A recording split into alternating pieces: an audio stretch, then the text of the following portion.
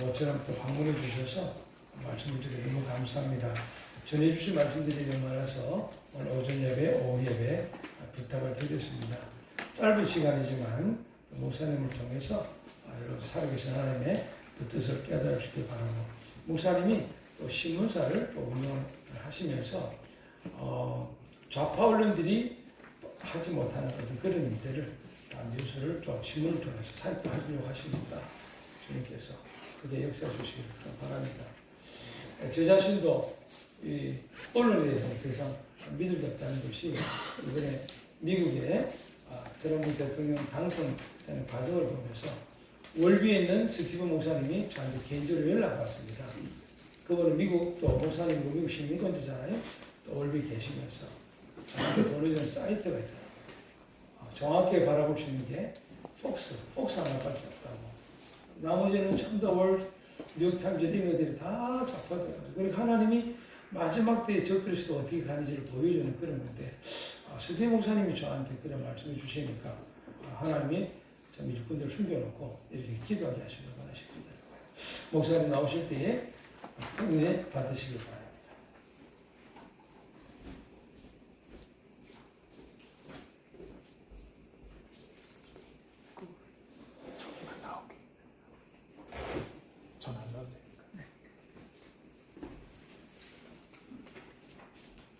안녕하세요. 반갑습니다. 반갑습니다. 마이크가 좀 낮네. 우리 목사님 연세 드시면서 많이 힘드신 것 같아요. 저 좀 내려가시면. 자, 이렇게 주일 아침 여러분들과 함께 할 수 있어서 영광입니다. 자, 이 모든 시간은요, 여러분들이 정말 하루하루를 살아가지만 정말 내가 어떻게 살아가야 될지, 한 1초 1초 주어진 이 시간들이 얼마나 귀한지를 여러분들께서 정말 다시 한 번 더 생각해 보시고, 이왕 사는 인생이라면 참 멋있게 살아야 되잖아요. 우리 여기 연세에 좀 지긋하신 우리 장로님들, 권사님들, 지사님들이 계시는 것 같습니다. 공항에 한번 빠져나가서 해외 갈 때 보면은 명품 가게들이 쫙 깔려 있잖아요. 그래서 한번 딱 보시면서, 야, 이거 내 아내한테 하나 좀 사줘야겠는데 라고 이렇게 아마도 많이들 생각하셨을 것입니다. 자, 그렇지만 그 가방 못지않게 하나님께서 우리에게 선물로 주신 우리 인생이 있지 않습니까? 이 인생을 어떻게 하면 명품으로 한번 바꿔서 살아볼 수 있을까? 제가 입고 있는 옷들 왠지 명품 같죠? 제가 입으니까. 그렇죠. 자, 오늘 한번 여러분들과 함께 이 명품 인생에 대해서 한번 나누도록 하겠습니다. 오늘 카메라는요, 전적으로 화면만 나오게 해주시면 좋겠어요. PPT를 준비해 왔습니다. 제 1차에서는요, 그 다음에 오후 예배에서는 그냥 간편하게 짧게 여러분들과 함께 우리 청년들을 위해서 한번 나누고자 합니다. 자, 그렇지만요, 일부 예배는 우리 청년뿐만 아니라 우리 뒤에 계시는 우리 어르신들도 함께 저희가 이 인생을 어떻게 살아가야 될지 한번 나눠보도록 하겠습니다. 제가 PPT를 넘기면서 직접 하면 좋을 것 같은데 가능할까요? 여기서 제가 넘길 수 있나요? PPT가 포인터가 지금 예. 고장이 난 상태여가지고. 그래요? 그럼 제가 마이크 들고 앞에 나가도 괜찮겠습니까?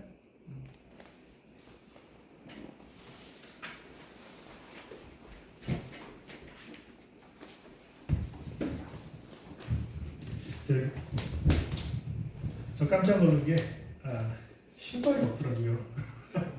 그래서 엄청 발이 시려워가지고 예, 그래서 우리 이 나드림 교회는 이 교회 자체가 선교지구나 생각했습니다. 보통 제가 선교지를 많이 방문하는데 갈 때마다 더운 나라 가면은 더워서, 추운 나라 가면 추워서, 그 날씨만으로도 그곳에 산다는 것 자체가 야, 이게 선교사의 삶이구나 그런 생각이 드는데, 나드림에 와서 신발 없는 거 보고 제가 나드림은 선교지라고 생각했습니다. 너무 좋습니다. 자, 제가 한번 여러분들과 함께 나누도록 할게요. 제가 이거 혹시 조절할 수 있나요? 아니면 괜찮습니다. 예.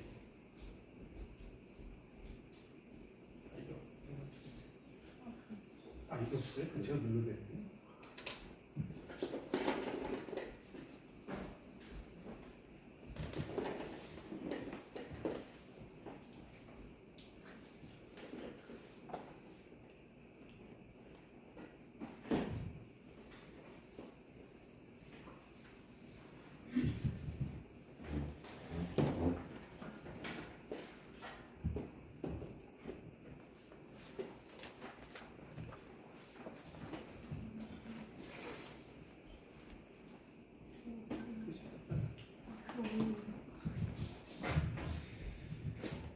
헌금해. 우리 컴퓨터가 좀 헌금이 좀 필요한 것 같아요. 좀 바꿔야 될 것 같아요. 어떻게 이걸 쓰고 계셨는지. 감사합니다. 자, 계속해서 우리 오늘은 좀 특별 예배로 이름을 함께 같이 드리도록 하겠습니다. 많은 분들이 이곳에 방문하시리라 믿습니다. 유명하신 분들께서 많이 오실 텐데요. 제가 여러분들과 함께 있어 너무 영광이고요. 하지만 여러분들과 이 명품 인생을 위해서 우리가 무엇을 알아야 되는지 한번 같이 보도록 하겠습니다. 자, 여러분요. 자, 좋습니다. 여기서부터 해볼게요. 지난밤 세상은 빠르게 변하고 있었다. 며칠 전 이야기죠. 갑자기 10시 반인가 계엄령이 발표된 날이 있었습니다. 자, 인생은요, 여러분들께서 하룻밤 자고 나면은 저쪽 동네는 아직 낮이에요. 우린 밤이지만 그쪽은 벌써 세상이 돌아가고 있어요. 열심히 일을 하고 돌아가고 새로운 것들이 개발이 되고 새로운 사실들이 발견이 되고 다음에 거짓된 것이 진실이 드러나고 진실을 감추는 사건이 일어나고 이 세상은요 쉬지 않냐고 그렇게 매 순간순간 여러 곳에서 변하고 있습니다. 자, 그런데 무작정 이런 시대에 바깥으로 나간다면 여러분들께서 과연 성공할 수 있을까요? 세상은 너무 빨리 변합니다. 내가 모르는 사실들은 너무나도 많이 있습니다. 그리고 내가 알려고 하지만 그렇지만 알 수가 없는 것들이 너무나도 많은 세상이에요. 근데 무작정 아무 준비도 안 하고 훈련도 안 받고 공부도 안 하고 연구도 안 하고 성경에 한번 빠지지도 아니하고 기도도 아니하고 하나님 말씀을 직접 듣지도 아니하고 바깥으로 나간다면 다시 한번 쉬운 얘기로 선교사가 선교조 나가는데 선교 훈련을 받아야 되겠죠. 언어 훈련도 받아야 되고 문화 훈련도 받아야 되고 근데 그런 훈련을 받지 않냐고 선교에 간다면 당연하게 3년 5년 다 낭비하고 말 것입니다. 자, 계엄령을 인해서 혼돈의 사회가 왔습니다. 지금 여러분들께서는 지금까지 생각했던 것이 그러면 맞는지 아니면 내가 이것을 다르게 생각하고 어느 쪽에 동참해야 되는지 이런 혼란 속에 여러분이 아마도 빠져 있을 거예요. 자, 이런 정치적인 난리로 인해 가지고 모든 길이 다 멈춰지고 시간이 멈춰진 듯하고 나의 삶이 왠지 잘못된 방향으로 가는 듯하고 평소 내가 생각했던 그분이 저렇게까지 할 수 있었나 하고 여러분들이 오해를 할 수도 있고 아니 새로운 진리를 여러분이 깨닫기도 할 수도 있고 막 그럽니다. 그런데요. 그렇다면 오늘이 2024년 12월 8일입니다. 자, 그렇다면 여러분들은 지금 어디로 가고자 하십니까? 평소에 믿었던 그 길로 계속해서 달려가고자 하십니까? 아니면 내가 이번에는 길을 바꿔서 좀 더 왼쪽으로 아니면 오른쪽으로 좀 더 향하고 싶으신지요? 여러분 앞에 펼쳐져 있는 이 험난한 세상입니다. 어르신들은 아실 거예요. 오랜 세월 20년, 30년, 40년 쭉 살아오면서 결혼하고 나서도 그렇지만 우리 젊은 청년들은 정말 순수합니다. 지금요. 너무 순수하죠. 나이가 어리고 어릴수록 더 순수하고 그렇기 때문에 어린 천사같이 보이기도 하고 어른들 눈에는 그래서 이런 청년들에게 과연 우리가 어떠한 길을 보여주고 어떠한 것을 물려줘야 될지 저희 어른들도 정말 고민이 많습니다. 하지만 저희들마저도 이 길에서 진정을 할 수 있는 게 별로 없어요. 여러분들은 그러면 우리보다 더 없다는 것이잖아요. 그런데 한번 저 멀리 한번 바깥을 보세요. 이 세상이 지금 어떻게 변하고 있습니까? 그림 보세요 한번요. 한쪽은 로봇 손이죠. 그리고 한쪽은 사람의 손입니다. 지금은요 사람의 손만으로 한다면 너무나도 느린 거예요 일이. 그래서 여러분들이 예전에 정주영 회장이 현대 자동차를 만들 때 그가 노동자들하고 함께 사진을 찍은 것이 있습니다. 그러면 그때는 사람들이 직접 손으로 조이고 하면서 그렇게 만들었거든요. 그때는 그런 시대였어요. 근데 지금 한번 기아자동차나 현대자동차 회사에 가보세요. 사람이 한 명도 없습니다. 아예 안 보여요. 여러분 아마존이나 쿠팡이 어떻게 배달을 많이 나누냐. 물론 분리 작업은 사람들이 많이 하지만 그 전에 분리 작업은 기계가 할 거예요. 그래서 사람이 아예 안 보입니다. 그러면 기계가 완전히 할 수 있는 것과 사람이 할 수 있는 것은 따로 있습니다. 근데 이 시대는 아직은 기계가 퍼펙트하게 할 수 있는 건 없어요. 그래서 지금은 기계와 사람이 함께 일하는 시대입니다. 지금 여러분들께서도 저는 개인적으로 나들임이 조금은 좀 늦게 흘러간다고 생각해요. 여기는 이제 목사님의 철학이 있고 또 하나님께서 목사님을 통해서 이루고자 하신 것을 목사님께서 표현하는 방법이라고 생각합니다. 그래서 제가 그런 얘기 들었어요. 핸드폰은 절대 사용할 수 없다. 요즘 핸드폰 안에 온 세상이 다 들어가 있지 않지. 제가 전 세계를 돌아다니지만 아프리카에 돈이 없는 청년들도 다음에 남미에 있는 학생들도 그곳에서도 다들 페이스북에 들어오고 인스타그램하고 다 그렇습니다. 왓츠업도 쓰고 하면서. 그런데 나중 학생들은 제가 보니까 못하는 것 같아요. 오히려 더 느린 것 같아요. 그런 아이들보다. 하지만 한국이라는 특수한 상황에 살고 있기 때문에 여러분들께서는 당연히 더 많은 소식을 누릴 수가 있고 더 많은 것들을 즐길 수가 있을 것입니다. 인간의 지적 능력은요 천천히 향상이 됩니다. 갑자기 중학교 1학년 학생이 중3 것을 뛰어넘을 수는 없어요.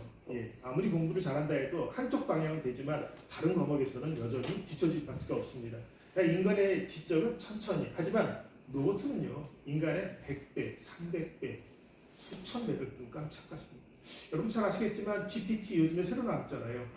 상담사나 코치들이 늘 했던 말을 GPT가 유창하게 해냅니다. 기본적인 상담은 챗 GPT하고 얘기만 해도 될 정도로 어마어마합니다. 그런 시대예요. 2015년도부터 나왔던 빅데이터, 2018년도 나왔던 인공지능, 그리고 지금 2024, 25 챗 GPT-4가 나오면서, 아니 그 이상이 나오면서 스스로 생각하면서 스스로 답변할 줄 아는 그런 로봇 시대가 됐습니다. 정말 세상은 이렇게 바뀌고 있어요.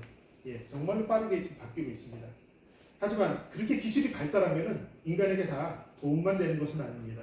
여러분들이 저희는 일단 선교단체에서 저는 일을 하고 있는데 선교단체에서 봤을 때 중국인 선교사들이 가끔 나왔다 간다. 물론 한국 사람이에요. 중국에서 사역하는 분들입니다.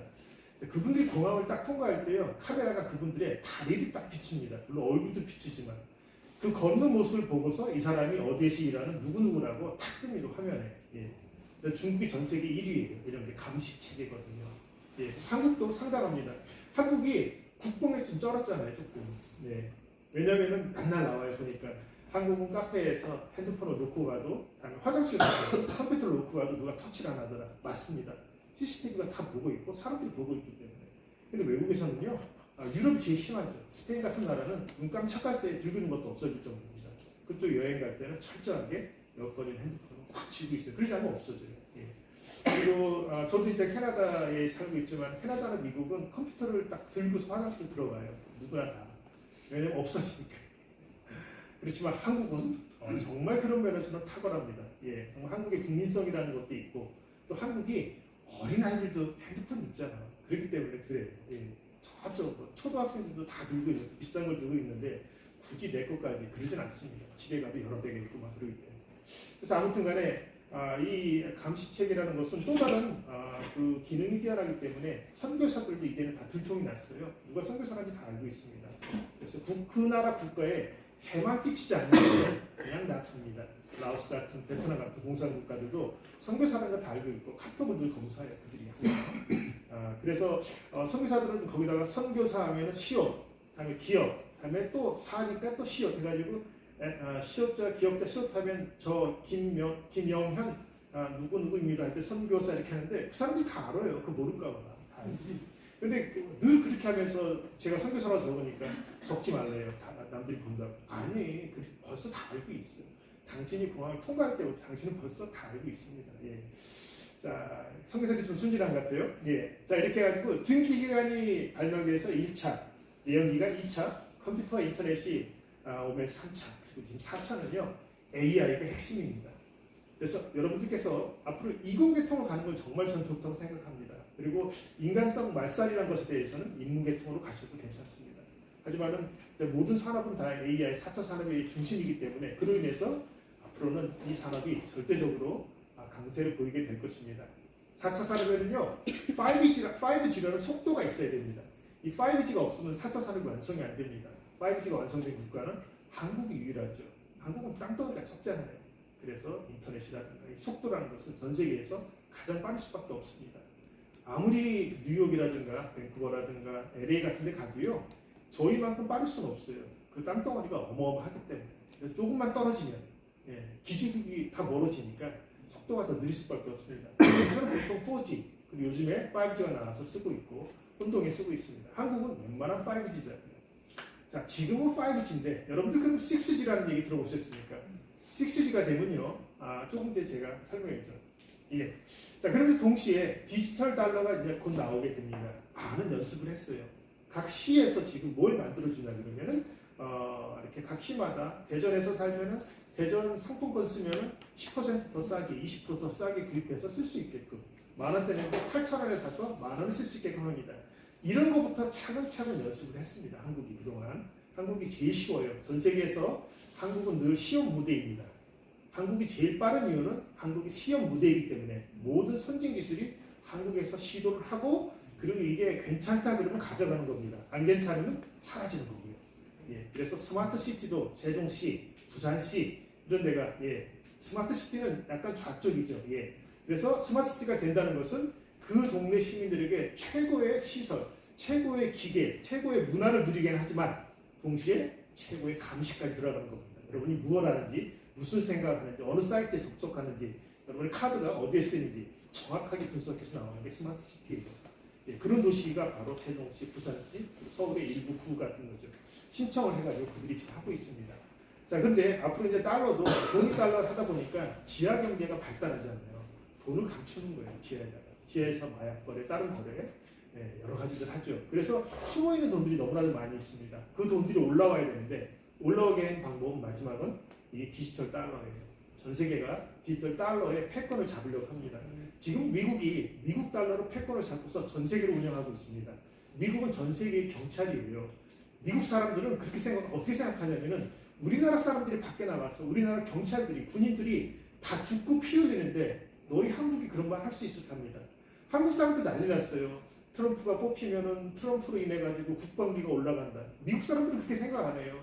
우리나라 군인들이 죽는데 그 돈하고 비교가 되냐 이거죠. 예. 요즘에는 감성의 시대예요. 제가 여러분들에게 사실을 전달하려면 여러분들은 저한테 저항할 것입니다. 하지만 제가 미국 사람들이 생각하듯이 그들의 아들들이 죽어가고 밤에 손자 손녀가 죽어가는데 한국 땅에서 한국 사람들이 그러면 되겠습니까? 하면 한국 사람들은 감성이 약해가지고 그럼 당연하지 국방비 올려줘야지 이렇게 딱 변할 것입니다. 그렇지만은 이걸 전달하는 뉴스 매체는 그렇게 전달하네요. 네, 트럼프가 너무 강력해서 그의 성격이라면 당연히 국방비를 몇 배 올리고도 남을 것이다. 이렇게 막 얘기해요. 막 강하게 하다 보니까 반감이 생기는 거예요. 요즘 시대는요, 강하게 나가면 반감하고 사실을 전하면 반감을 하는 시대예요. 요즘 청년들, 요즘 다음에 우리 집사님들 시대가 다 그런 시대예요. 왜냐하면 한국이 감성의 시대에 접어들었기 때문에. 그래서 약간 여성적인 어떤 사회를 변하고 있죠. 독일 한번 생각해 보세요. 히틀러 한번 생각해 보세요. 남성적이죠. 폭력적이죠. 예, 그런 시대를 다들 원하는 사람들이 있습니다. 근데 지금 어떤 시대에 페미니즘이 나왔죠. 우리 국가가 전복이 됩니다. 페미니즘에 의해서 놀랍도록. 우리가 논하지 말아야 될 것도 논하게 되고 하지 말아야 돼. 그러다 보니까 동성애자. 그 다음에 뭐예요? 소아성애자입니다. 예. 미국이나 유럽의 정치인들이 저 멀리 이탈리아에 있는 섬으로 가잖아요. 거기는 애들만 있어요. 애들이 다 없어집니다. 캐나다에서도 1년에 수천 명에서 수만 명이 없어지고요. 미국도 5만 명의 아이들이 없어지고 한국은 수많은 아이들을 수출합니다.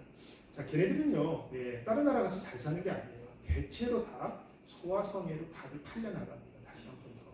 이런 세대인데 절대로 그것을 드러내지 않는지 자기들만의 놀이터가 되어야 되니까.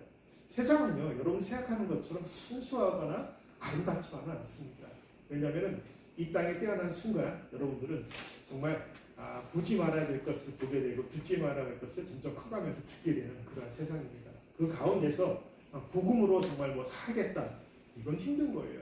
제가 전 세계를 다니면서 수많은 선교사들과 전혀 외국인들을 주로 많이 이렇게 티칭을 하고 이제 가르치는데 그들이 정말 바뀌길 원하는 건 뭐냐면 이렇게 세상에 흘러가는 것을 여러분들께서도 아셔야 된다는 것입니다. 그리고 이것을 뛰어넘는 하나님의 전략을 여러분들이 지혜로 받아들이라 이겁니다. 그러면서 제가 리더들을 훈련을 시키거든요. 우리 청년들도 마찬가지입니다. 청년들이 지금 순간에 정확한 세계관이라든가 정확한 비전이라든가 아니면 이 세계를 읽을 수 있는 그런 어떤 마음가짐이라도 있어야 돼요. 아직은 그것을 볼 능력은 안 되니까. 그러니까 저같이 이렇게 비천한 또 초대해 주셔서 이렇게 나눌 수 있는 것은 여러분들에게 어쩌면 조금이나마 위안이 되길 좀 원합니다. 자, 앞으로 이렇게 디지털 달러로 통해 가지고 이제는 중국이 가장 앞서고 있습니다. 중국의 과학기술은요 미국을 지금 넘어섰어요. 모든 면에서. 예. 그 중국이 그렇게 따라넘을 수 있는 것은 단 하나밖에 없습니다. 간첩을, 스파이를 수없이 심어두기 때문에 한국에 수없이 중국으로 파는, 정보로 파는 간첩들 어마어마합니다. 그리고 또 어디냐? 미국도 어마어마하죠. 자, 미국엔 주로 누가 가냐면은 보통 여자분들을 딱 보내죠. 그래서 미국 시장의 세컨드, 그러니까 와이프가 아니야, 세컨드. 와이프는 너무 좋지. 그렇게 되면 저커버그, 페이스버그의 와이프는 중국 사람이잖아요. 위험합니다. 예, 그리고 모든 중국의 유학생들은 다 스파이입니다. 만약에 스파이 짓을 안 하면, 그러면 고국에 있는 가족들이나 너가 중국으로 돌아왔을 때 너는 거의 뭐 처형은 아니지만 아무 쓸모없는 그렇게 딱 변합니다. 그래서 모든 유학생들은 훈련을 받고 딱 나가요, 바깥으로. 중국은 여러분이 생각하는 어떤 자유국가가 아니에요. 공산국가입니다. 공산국가는 정부가 꽉 쥐고 마음대로 하는 국가예요. 예, 북한하고 중국하고 동격입니다. 그런 면에서는. 그래서 모든 중국, 우리나라와 있는 중국 학생들은 다 간첩입니다. 100%예요. 예, 최근에 뭐 한 달 전에 대통령이 저 아래 울산인가 어느 쪽에 강하게 공공기지 쪽 가니까 산 위에서 그걸 다 촬영하고서 그걸 보내다가 걸렸잖아요. 이런 일은요, 우리한테 발표가 지금 안 되고 있어요. 민주당이 하던데. 예, 발표가 별로 안 되고 있는데 이런 일들이 수없이 일어나고 있습니다. 중국 유학생은 100% 간첩 딱 생각하시면 됩니다. 그들은 늘 뭔가 찍고 비디오 찍고 정보를 모집하고 보냅니다. 항상 이렇게. 자, 이렇게 수많은 사람들이 있는데 이 디지털 달러는 중국이 가장 앞서가죠. 그리고 중국이 전 세계 디지털 달러를 자기네 돈으로 하려고 합니다. 근데 미국이 그렇게 놔둘 리가 없죠. 두 나라가 지금 뒤에서 엄청나게 지금 싸우고 있습니다. 자, 아까 제가 5G 얘기를 했습니다. 자, 하나님께서는요, 저희들이 이렇게 바벨탑 사건을 이해하시면 되겠습니다. 하나님께서 우리가 바벨탑을 쌓을수록 하나님의 말씀을 거역하는 일들이 일어났죠. 이제 세상은 하나님이 하나의 세상이 되는 건 원치 않으세요. 하나의 세상이 된다는 것은 그만큼 하나님 앞에 더 많은 거역을 하기 때문에. 그래서 하나님 우리에게 언어를 흩어놓고 많은 지옥을 사람들을 흩어가게 했죠. 그런데 지금은 인공위성이 발달이 되었습니다. 여러분들이 지금 저 위에 인공위성이 떠 있다고 하는데 우리가 몇 개 떠 있는지 몰라요. 많은 나라에서 인공위성을 발표했다, 한국도 로켓을 쐈다는데 그게 진짜인지 가짜인지는 저도 모르지만 여러분들도 믿으면 안 됩니다. 예, 수많은 나라들이 인공위성을 쏴서 저 위에 있다고 하는데 몇 개 있다고 생각합니다. 나머지는 다 사실이 아닙니다. 여러분이 그것은 나중에 판단하시면 되고요. 자, 그래서 일론 머스크가 만든 게 바로 스페이스 X라는 회사입니다. 스페이스 X라는 회사는요, 일론 머스크 것이 아니에요. 여러분, 페이스북은요, 원래가 미국 군에서 썼던 것이었습니다. 미국 군에서 사람들을 감시하기 위해서 무슨 활동을 하는지, 무슨 생활을 하는지 미군이 만들었는데 이게 잘 쓰지가 않아요. 군에서 만드니까. 그래서 그걸 닫았습니다. 6월 10일입니다. 정확한 연도는 제가 까먹었는데 닫으니까 닫은 날 동시에 또 오픈했어요. 예, 페이스북이라는 이름으로 다시 오픈했죠. 그거 누가 이름으로? 저커버그라고 그 친구란 두 사람의 이름으로 만들었다고 해서. 걔네가 만든 게 아니에요. 미군이 쓰던 것을 그냥 두 사람 데려다가 바지 사장을 만든 거죠.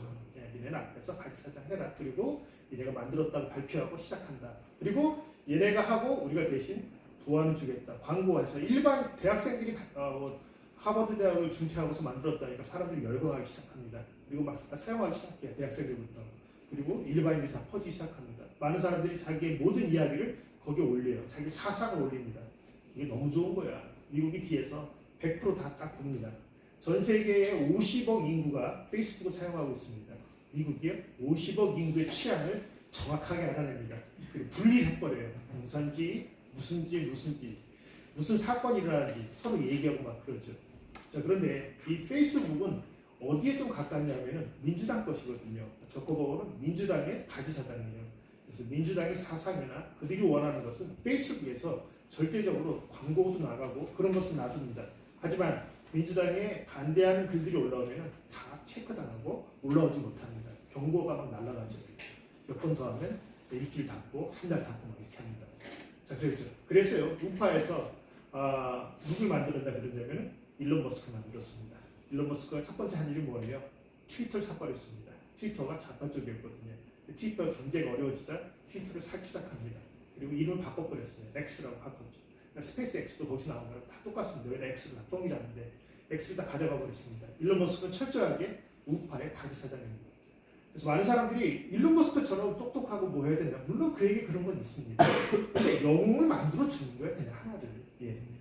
그래서 공화당 통해서 영웅을 하나 만든 거죠. 두 쪽 다 미국 정부 기관이에요. 쉬운 얘기로. 예. 그래서 트위터에 날아다니는 모든 글들도 미국 정부가 다 분석하고 따로 나눕니다. 그러니까 미국 정부 너무 좋은 거예요. 민주당 하나 만들고 공화당 하나 만들어가지고 사람들을 둘로 나누는 것. 정치인들은 사람들을 둘로 나누길 원합니다. 그게 아주 흔한 게 우리나라죠. 미국 국민당과 우파와 좌파라 그러죠. 우파와 좌파로 딱 나눠서 둘이 싸우게 만듭니다. 이것은 그들이 살아남기 위한 전략이에요. 정치인들이 할 수 있는 거 하나밖에 없어요. 팔아먹는 거예요. 여러분들 정치인들이 되고 싶습니까? 되려면은 배우처럼 연기 연습을 정말 잘 하셔야 됩니다. 여러분들이 연기를 못한다면 정치가로서 실패합니다. 이 판세를 빨리 읽어야 돼요. 근데 판세를 읽지 못하고 늘 실패하는 자들이 있죠. 그러면 그 다음 선거에서는 떨어지게 마련입니다. 그들이 TV 앞에서 나오는 건 다 연기예요. 정우성은 좌파의 핵심 인물이죠. 늘 좌파 이야기를 하고 좌파가 제일 잘하는 게 뭐예요? 가서 가난한 사람들, 여성들, 그다음에 노약자들, 장애인들 돕는 척하고 수많은 돈들이 오죠. 저는 그래서 지금 월드 미션이나 어디로 나가는 모든 돈들의 80%는 그 자체적으로 자기네가 다 써요. 20%만 선교지로 나가고 가난한 사람이 나갑니다. 그래서 그런 데다 돈을 보내는 것은 바보 같은 짓이에요. 절대로 보내시면 안 됩니다. 그래서 TV 광고에도 돈을 어마어마하게 쓰고 배우를 데려와가지고 얼굴을 써서 쓰기도 하고 그런데 돈이 다 나가요. 그리고 직원들 쓰고 최근에 저기 뉴스에 나왔잖아요. 딱 걸려서 직원들이 도박하다 그리고 성관계를 맺다가 그 돈을 다 날린 거예요. 그 지역 아프리카 지역 여성들하고 하고 동남 여성들하고 하고 그래서 그 직원들이 그 돈을 80% 이상을 다 써버립니다. 실질적으로 TV에 나온 어린아이들, 그다음에 뭐 눈물 흘리는 사람들이 가는 돈은 20%밖에 되지 않습니다. 세상은 이런 세상이에요. 근데 이런 얘기를 제가 청년들한테 한다는 게 제가 조금 낯이 뜨거울 정도예요, 지금만. 자, 아무튼 간에 하나의 세상으로 딱 되기 위해서는 5G로는 되지 않습니다. 훨씬 더 빠른 게 필요해요. 6G라고 합니다. 6G가 곧 나올 건데요. 6G가 나오면 사하라 산맥에 인터넷이 터지게 됩니다. 북한이 전복이 돼요. 공짜로 쓸 수 있는 것을 일론 머스크가 다 뿌린다겠습니다. 그래서 밤하늘에 가끔 보면요. 반짝반짝하면서 날아다니는 게 있어요. 얘는 조그만 인공위성을 만든 거예요. 조그맣게 만들어가지고 돈도 안 들어. 쉽게 뜨기 때문에. 그러니까 한두 개가 아니고 수십 개가 붙어서 쭉쭉 날아다닙니다. 이것을 지금 스페이스 X만 하냐고요? 아니요. 아마존도 하고 애플도 합니다. 얘네들 다 있어요. 그 기술들이 있어가지고 각자가 자기네 것을 풀어주고 자기네가 돈을 벌기 위해서 이렇게 하고 있는 것이죠. 이런 세계가 조금 있으면 나오는데 그때는 북한도 완전히 인터넷이 공짜이기 때문에 다 봅니다. 지금도 한국 드라마 같은 거 다 보고 있습니다. 북한에서. 저항만 못할 뿐이지. 예. 자, 근데 저는 항상 그렇습니다. 중요한 것은요. 지금 제 앞에 계신 여러분들입니다. 그 여러분들 어떻게 사시겠어요? 이런 세상에서. 이렇게 정말 험난한 세상에 어떻게 살겠다는 것입니까? 정말 바쁜 세상 지금 살아가고 있죠? 예. 자, 근데 이 4차 산업화 그리고 나를 같이 한번 생각해 보시기 바랍니다. 나는 누구인가? 지금 기계가 인공지능이 발달하고 있잖아요. 예. 컴퓨터가 인간적인 사고로 갖춰가면서 저하고 대화를 유창하게 합니다. 제가 한국어로 하든 영어로 하다가 난 너가 영국식 액센트로 갖고 얘기하면 좋겠어 하고 제가 영어로 하면은 내가 영국식 액센트로 싹 바꿉니다. 너 목소리가 너무 진해. 좀 소프트한 여자 목소리를 바꿔 줄 수 있는데 이 인공지능이 바꿔버려요. 좀 하다 보니까 난 다시 남자애랑 얘기하고 싶어. 너 이름은 내가 마이크라고 정해줄 테니까 마이크 너 남자애로 목소리 변형해서 나랑 얘기했잖아. 얘가 마이크의 목소리 싹 바꿔버려요. 어마어마합니다. 지금 그 기능이. 그리고 저와 끊임없이 대화를 합니다. 몇 시간을 그렇게 하고 있습니다. 자, 이렇게 했을 경우에 이제는 정말 빅데이터니 코딩이 뭐 요즘에 여러분 많이 들어보잖아요. 사물 인터넷이니. 여러분이 지금 인공지능과 따로 놀겠다 하면은 여러분이 할 수 있는 거 아무것도 없습니다. 글을 쓴다고요? 얘한테 맡기면요. 여러분이 글 쓰는 것에 얘는 벌써 50편을 써놓고 여러분은 한 편밖에 못 써요. 설교를 시작한다 그러면 목사님이 자 그럼 오늘 명품 인생에 대해서 설교를 합시다 딱 그러면은 제가 할 수 있는 것은 한 편인데 얘는 벌써 수십 편을 써내는 거예요. 그렇게. 물론 질은 틀리고 의도는 틀리겠지만 그 정도의 능력은 있습니다. 자 그러면 인간의 정체성이 무너지고 있어요. 인간이 정말 나라를 사랑이 또 내 안에 있는 또 다른 사람의 관계 속에서 내가 그동안 살아왔던 것을 표현하고 표출하고 창의적으로 뭐가 나와야 되는데 이 기기가 저보다 더 빠르고 더 정확하기 때문에 왜냐하면 수많은 자료들을 갖다 쓰거든요. 인터넷에 있는 자료들은요. 예.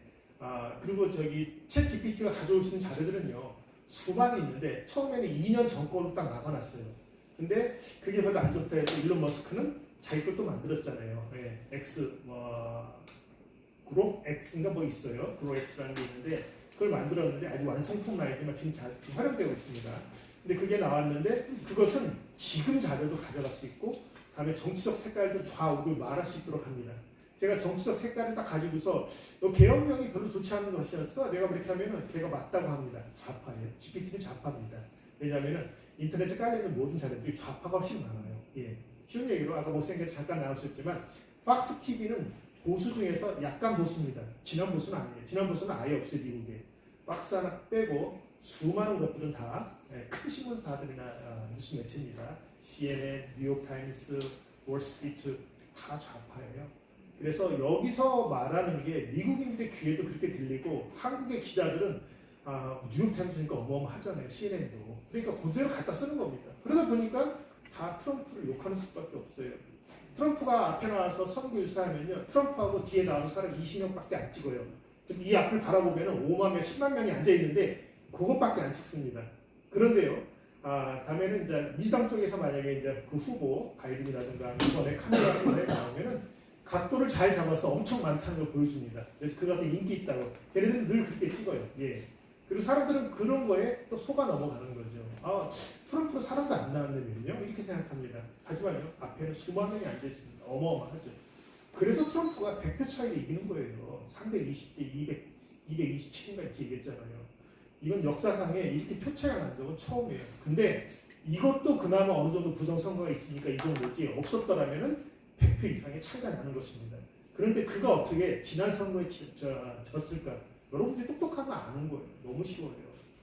자, 이번에 윤석열 대통령의 계엄령 발의하던 날 키르기스스탄에 그 러시아가 깨지면서 수많은 나라, 조그만 나라 생겼죠. 카자흐스탄, 키르기스탄. 그 대통령이 왔습니다. 그 대통령이 그 나라는 한국이 수출한 개표수를 쓰는 그 세는 그 기계가 있어요. 예, 선거 기계용이 있는데 그걸 집어넣었더니 그게 해킹해서 마음대로 숫자를 조정하거든요. 예, 3,000개가 갑자기 3,000개가 마이너스 되고 막 그럽니다. 그걸로 대통령을 한번 했던 그 당을 뒤집고서 이 사람이 새롭게 됐어요. 그리고 와서 그런 얘기를 좀 나눴죠. 당신들이 수출한 그 기계가 우리나라를 이렇게 전복시키게 했다는데. 근데 이게 어디로 가냐? 지금 동남아, 브라질 이런 데도 한국이 수출했습니다. 그리고 그쪽에서 매번 그걸로 이렇게 좀 되고 있어요. 그래서 이 큰 문제됩니다. 그래서 지금 그런 일들이 지금 트럼프에 있었는데 트럼프가 한 번 속기, 두 번 속진 않잖아요. 그래서 이번엔 철저히 준비하고 했던 게 100표가 차이하는 겁니다. 어마어마한 표 차이입니다. 어마어마한 표 차이인데요. 만약에 그 당시에는 대한항공에 벌써 1번, 민주당 1번 바이든을 찍고서 수많은 표가 벌써 그걸로 수출이 됐었어요. 대한항공이 싣고서 이렇게. 우리나라도 그때 문재인인데 그쪽이었으니까. 그래서 당연히 그렇게 됐겠죠.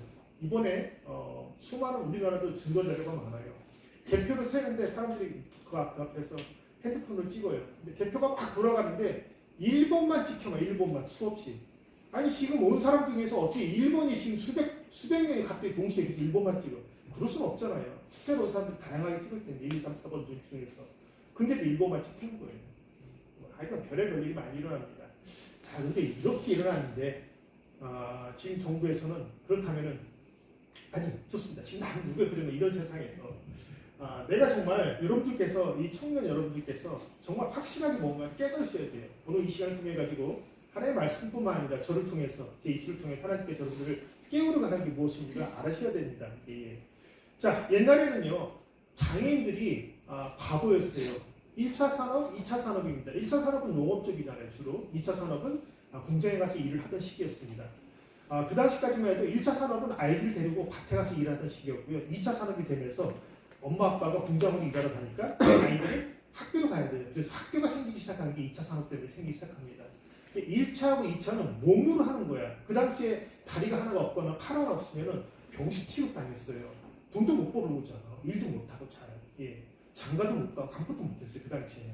자, 그러던 게 3차, 4차로 오면서 이제는 누가 바보가 되냐면은 기계를 못 다루면 바보가 됩니다. 컴퓨터를 모르는 사람이 바보예요. 핸드폰을 작동을 못하면 비싼 아이폰 사가고 삼성에서 제일 좋은 신형을 사서 엄마한테 딱 드렸는데 엄마가 할 줄 아는 기능이 하나도 없어.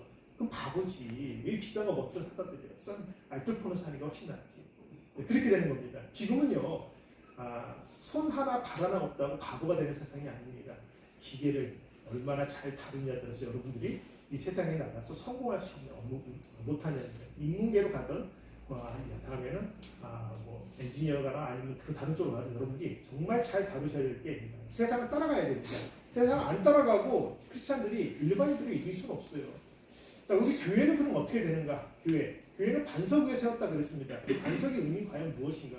물론 교회는 이 건물이 교회는 아니에요, 여러분. 여러분 하나하나가 교회입니다. 그 안에 나를 하나님의 아들이라는 고백한 베드로처럼 너가 그렇게 고백한다면 내가 네 안에 성령이 들어가서 교회를 세우겠답니다. 여러분 자신이 교회가 되는 겁니다. 그리고 또 하나 이렇게 뭉쳐있는 이 교회도 원하시죠.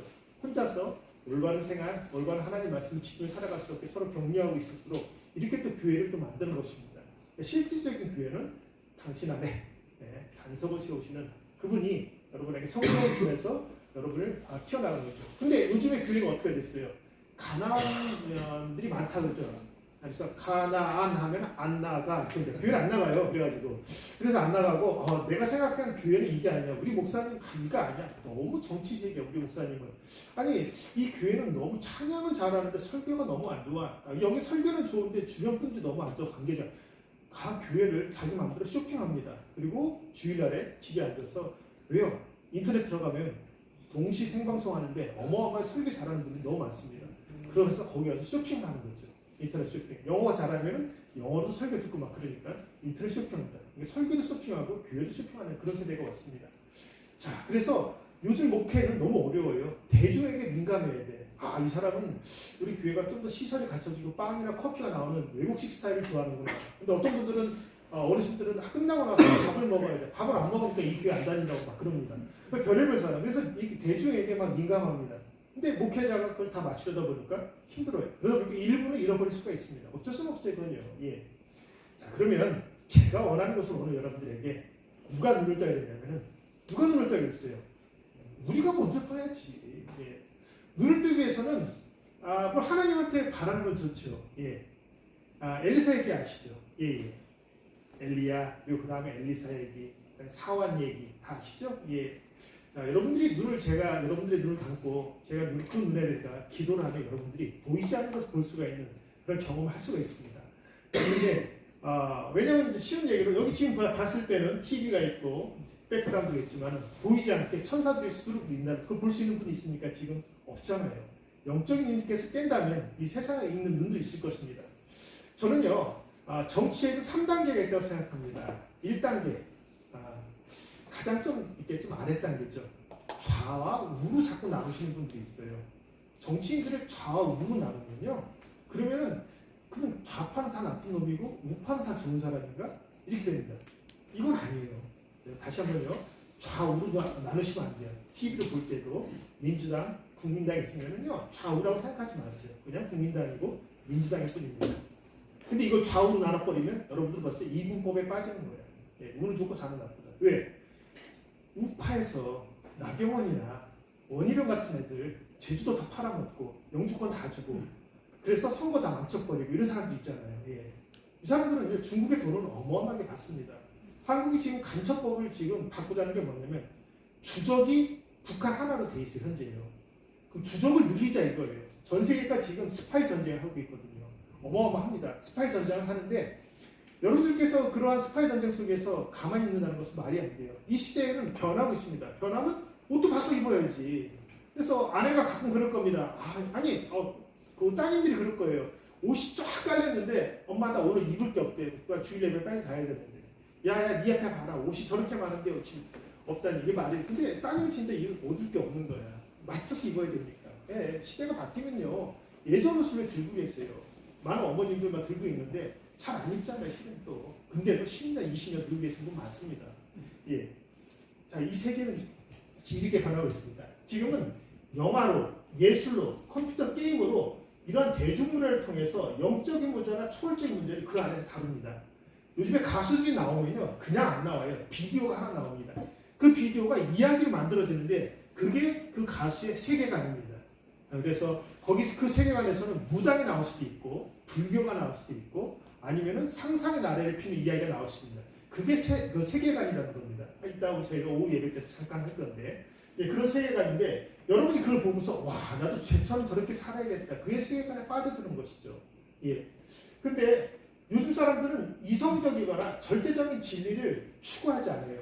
제가 여러분들에게 여러분 성경은 앱솔루트한 거예요. 절대적인 것입니다. 성경 말씀 믿으셔야 돼요. 합니다. 여러분들이 뭐라 그럴 거예요? 성경 말씀은 그 당시 얘기고 문화가 많이 바뀌었는데 좀 더 해석을 좀 다르게 해야 되는 거 아닙니까? 그런 부분들도 있어요. 성경에서 100% 글자 그대로 하면은 여호와 증이 되는 거죠. 그래서 엉뚱한 길로 빠져들어갑니다. 분명히 해석할 부분이 있어요. 그리고 시대에 맞춰서 해석하는 것은 너무나 탁월한 지혜입니다. 근데 여러분들은 지금은 잘 안 해요. 지금 청년들은요. 그리고 지금 시대 30대, 40대들 MZ세대가 지금 40 정도까지 MZ세대 들어가죠. 그런 분들은요 어떻게 생각하냐면 감성적이고 또 내가 여러 가지 해보니까 이런 게 맞고 답은 하나 가지고 여러 가지고 이렇게 생각합니다. 그래서 엄마랑 딸하고 싸우고 아빠랑 아들하고 맞지 않는 게 이 세대 차이가 나기 때문에 그래요. 왜? 세상은 변하니까. 그리고 아이들도 그 세상에 맞춰 살아가는데 부모들은 옛날 것을 자꾸 하죠. 옛날에 잣대를 내놓습니다. 우리나라 사람들은 아주 어르신들은 전쟁 경험이 있으신 분도 있습니다. 그리고 그 이후에 또 어렵게 산 분들도 계세요. 그런 분들은 그때의 그 어려움을 생각하면서 하나님이 나를 지금까지 이끌어주고 우리 가정이 이렇게 화목할 수 있는 그런 말씀을 좀 하실 것입니다. 근데 우리 아들, 딸들은요 그런 세대를 안 살았어요. 걔네들은 그런 마인드가 없어요. 근데 그런 마인드가 없는 애들한테 엄마가 사는 게 답이라고 아빠가 사는 게 답이라고 하면은 아이들은 답이라고 생각 안 하죠. 그러면서 뛰쳐나가서 친구들하고 얘기를 하고 우리 엄마는 이래, 우리 가정은 이래 하면서 서로 친구들한테서 위로를 받으려고 합니다. 그리고 다른 길로 자꾸 뛰쳐나가는 거죠. 왜냐하면 그들은 이제는 대결적인 거 싫어해요. 좌우 이게 아니에요 지금. 자, 여러분들 제가 좌우라고 여러분들은 싫어할 거야. 왜? 지금 좌우가 어디 있어? 온통 인터넷은 거의 저랑 정반대 얘기를 하고 있는데. 그래서 관계적인 거다. 그리고 어떤 체계를 좋아한다. 유니폼 하나만 따기보다 요즘은 그러지 않잖아요. 유니폼 입고 다니는 학교는 특별한 연구실 학교 빼고서는 거의 없습니다. 해외도 그러고 여기도 그러고. 근데 이제는 이야기책을 해달라. 그래서 요즘에는 스토리텔링, 이야기를 잘하는 설교자, 이야기를 잘하는 강사 그런 분들이 여러분 더 선호할 것입니다. 그리고 하나의 진리가 아니다. 하늘로 가는 길은요 되게 많아요.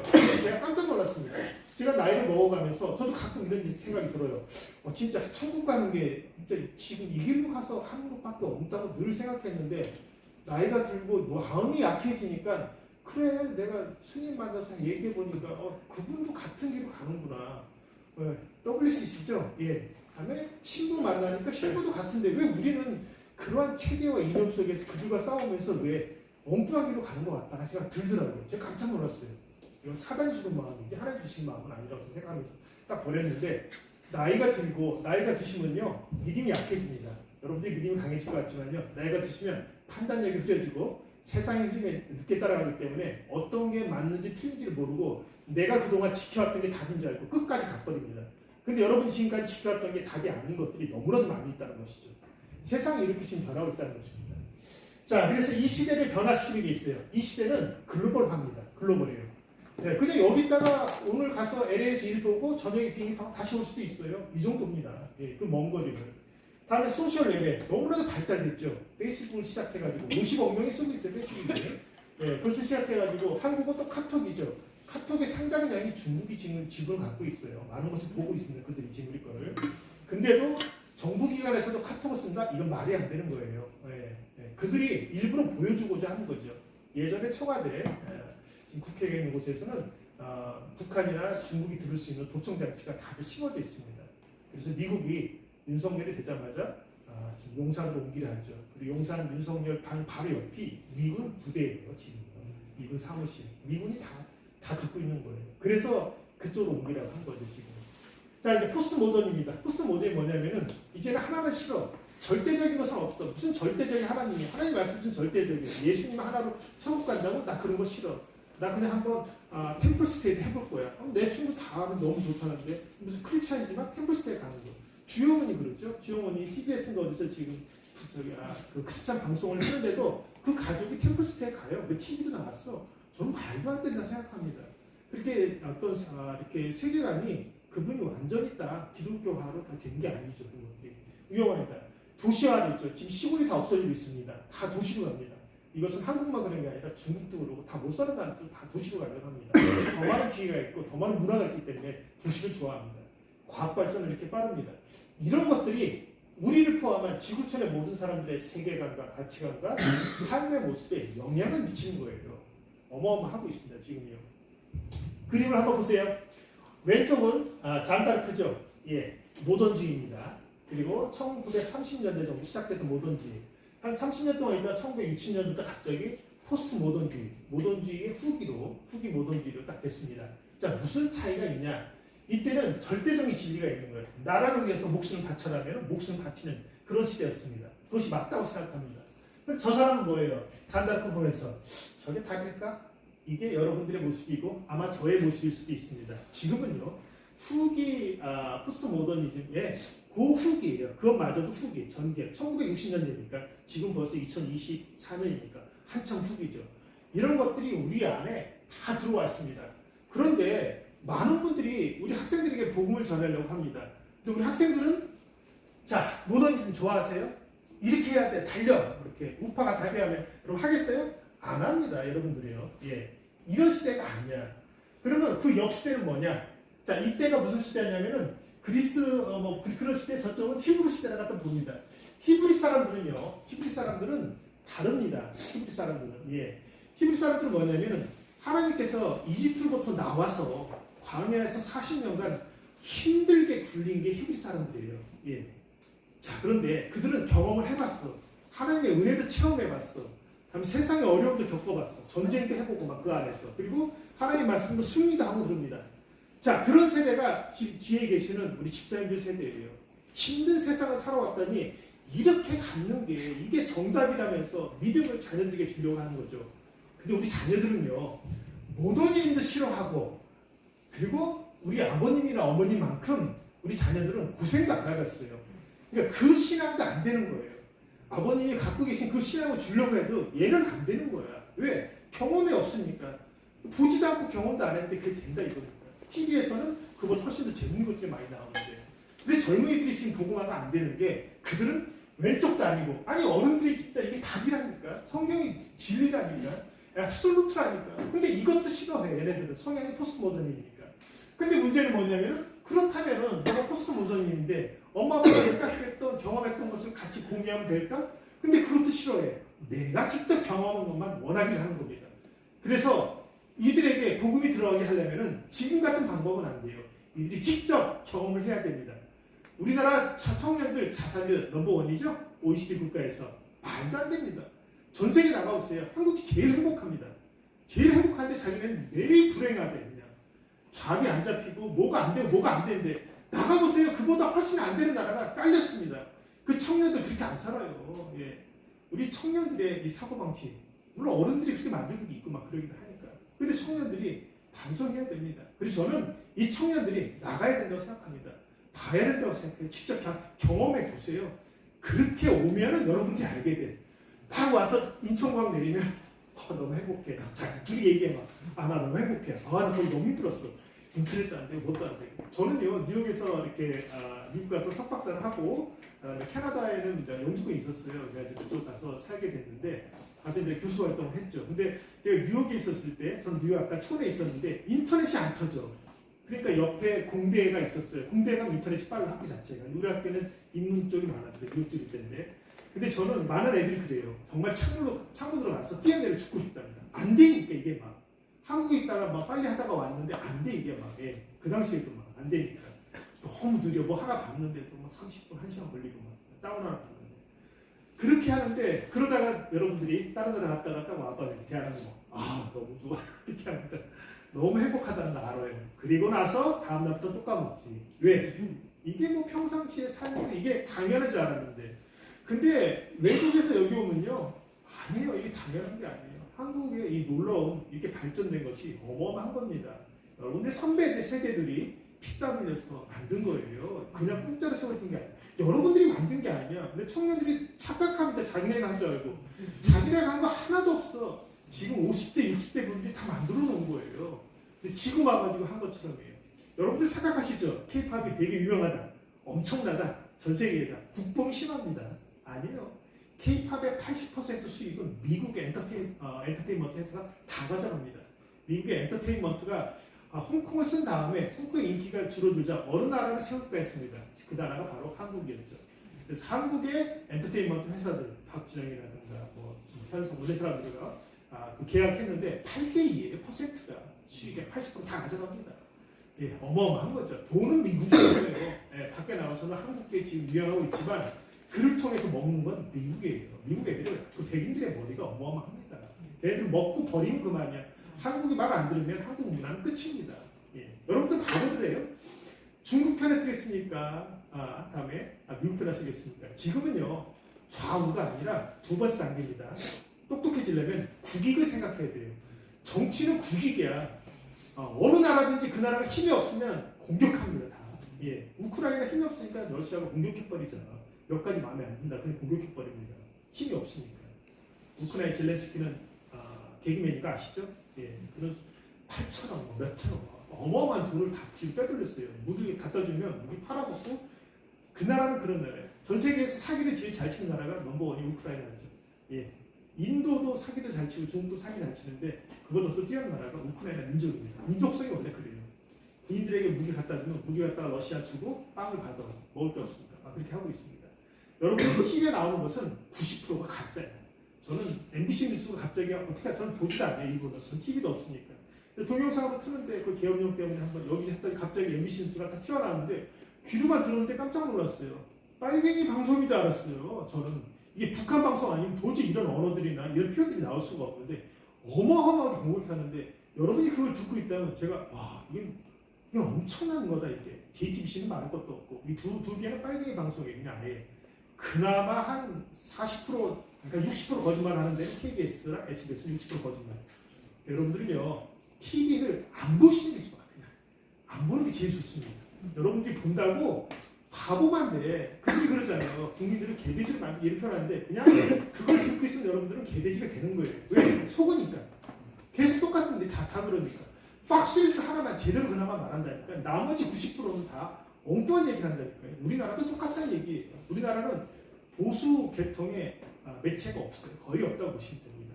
자 그러면은 제가 지금 좌우로 나누다 그러면은 3단계라 그랬죠. 2단계는 국익입니다. 그러면 우리가 중국하고 있었을 때 국익이 되는가, 미국 편에 있을 때 국익이 되는가. 만약에 한국이 어떤 좌파 세력에 의해서 완전히 다 전복이 되면요. 미국은 삼성, 기아 이런 데다가 폭탄 터트리고 미국이 빠집니다. 왜요? 이 발달된 반도체 기술 어떤 그 정보들을 중국한테 줄 수가 없지. 그럼 중국이 미국을 앞서가니까. 그래서 한국은 그냥 전쟁터가 되는 거예요. 쉬운 얘기로. 젊은이들 잘 생각해야 돼요. 미군 나가라 뭐다. 미군이 나가는 순간 중국과 북한이 한국 그대로 공격합니다. 예. 왜? 미국이 신경 안 씁니까? 근데 이 한국의 지리적 위치는 어마어마하게 중요해요. 왜? 일본 혼자서는 감당이 안 되는 그 위치예요. 근데 한국이랑 있기 때문에 한국과 일본 두 나라가 있기 때문에 버틸만 한 거예요. 미국이 투자할 만한 거예요. 미국의 수많은 그 젊은 인생들이 여기다 다 갖다 놓겠어. 예, 미국이. 그리고 수많은 돈들을 왜 쓰겠어. 미국이 한 번 여기까지 오는데 돈이 어마어마해요. 그 기름값이 뭐 그런 게 인력값이. 한국 사람은 그 생각 안 해요. 국방비 올려달라니 그 생각이에요. 정반대로 우리나라가 만약에 필리핀 가서 우리나라가 그냥 필리핀 쪽으로 수많은 군대 갖다 놓고 뭐 하고 있는데 우리 같다면 안 그러겠어요? 우리 젊은이들 다 죽고 있는데 그렇게 인생 낭비하고 있는데 당연히 돈 요구하죠. 너무 당연한 거 아니에요? 예, 너무 당연합니다. 근데 그것은 그들이 만들어낸 얘기일 뿐이야. 트럼프가 6배를 받는다. 그냥 협상하면 돼요. 한국의 기술력을 도와주면 돼. 조선소를 도와줘도 되고 반도체를 도와줘도 되고 그렇게 퉁치면 되는 겁니다. 이게 국제사회입니다. 그렇다면 여러분들은 중국하고 일을 하겠어? 미국하고 일을 하겠어? 미국 지금 중국 죽이고 있잖아요. 근데 중국 붙을 거예요? 한국 죽습니다. 아주 쉬운 얘기예요. 너무 쉬운 얘기를 갖다 민주당에서 너무 어렵게 얘기하는 거지. 예. 자, 일단 그래서 저는 페이스북에서 많은 목사님들이 활동하는 거 제가 봐요. 엉뚱하게 가서 정치색 전하는 분들이 있어요. 막 욕을 하면서. 그런 목사들은 목사도 아닙니다. 여러분 정확히 아셔야 돼요. 누가 목사이고 누가 설교사인지 아셔야 됩니다. 그렇게 말하면 여러분들 손절하세요. 수업을 딱 끊으시기 바랍니다. 네, 그렇지만 지금은 예전에는 십자가 들고 가자 이렇게 교회를 세운다 했는데 지금은요 페이스북에 저렇게 세웁니다. 왜? 젊은이들이 모이니까. 근데 페이스북은 어른들의 천지가 됐어. 어른들은 이제 젊은이들은 인스타그램이나 딴 데로 빠지죠 지금. 예. 그래서 지금 이렇게 되고 있는데 저는 아무튼간에 페이스북에서 열심히 활동하는 목사님을 찬성합니다. 예. 여러분들이 그래서 이 프레임이라는 게 있어요. 뭐 프레임을 딱 씌우면 못 나와. 그것만 더 보이는 거예요. 안경 색깔이 노라면 바깥이 노랗게 보이고 빨가면 빨갛게 보이는 게 프레임입니다. 이 프레임에 딱 갇히면 여러분들은 나올 수가 없어요. 프레임에 법칙이 있습니다. 자기가 맞다고 생각하면은 그게 닭이야. 거기에서 벗어나면은 나의 고정관념에서 벗어난 거기 때문에 닭이 안 돼. 이렇게 딱 그냥 딱 벌어집니다. 그래서 늘 그 안에만 있고 싶어요. 벗어나기 싫어요. 왜냐하면 다 틀린 거니까. 내가 바라보는 것만 맞은 것이기 때문에. 그러던 어느 날 자기가 틀렸다는 것을 발견했음에도 불구하고 바깥으로 발을 떼는 것을 겁내해요. 그동안 내가 몇십 년 동안 믿어왔던 이것이 맞는데 그걸 버리고 바깥으로 하면 맞을까? 그래서 그 안에 계속 있다 보면 그게 오만이고 독선이고 자만이 돼버린 것입니다. 하나님과의 길도 정말 멀어지는 것이죠. 그래서 늘 아무리 이렇게 꺼져 있는 불이지만 여러분들이 생각, 패러다임을 좀 바꾼다면 새롭게 더 창의적이고 놀라운 일이 일어날 수가 있어요. 이것은 바로 제가 젊은 청년들에게 던지는 얘기입니다. 조금 뒤에 그 얘기를 마저 하겠습니다. 정치적인 사건이 딱 일어났어요. 사회적 이슈가 일어났습니다. 근데 어렸을 때부터 나는 늘 우파라는 우리 아빠 영향 받아서 우파로 생각해. 그때마다 다른 시각으로 안 보고 그냥 우파로만 계속 보는 거예요. 근데 이 사건은 우파들 입장에서, 그리고 반대파에서는 우파적 입장에서 봐야겠지, 막 이렇게 합니다. 근데 코끼리에 대해서는 말하면 안 돼, 막 그럽니다. 근데 코끼리가 뭔데 왜 코끼리에 대해서 말하면 안 된다는 거예요. 사람들이 의문점 같습니다. 그게 뭐냐면 반대로 이런 거예요. 부정선거에 대해서 말하면 안 돼. 근데 부정선거가 뭐야? 나 모르겠는데 처음 들어봐서 사람들이 막 그럽니다. 근데 부정선거에 그것에 대해서 말하면 그 사람은 구급하러 막 그냥 몰리는 거예요. 그러면 그렇게 몰리면은 지금 연예인이나 그런 애들은 아무것도 모르고 밖에 나와서 그냥 선전 도구도만 사용되고 있잖아요, 좌파에. 그러니까 여러분들도 그런 거에 멀어지면 친구 들어가고 또 자본이 일어나니까. 그래서 부정선거에 대해서는 에이 모르겠다, 말 안 할래, 이렇게 또 자세를 여러분들이 또 바꿉니다. 자, 그랬더니 동성애도 마찬가지예요. 어느 순간 서울에서, 인천에서, 서울, 인천은 좌파 확장이 아주 어마어마합니다, 그 인구가.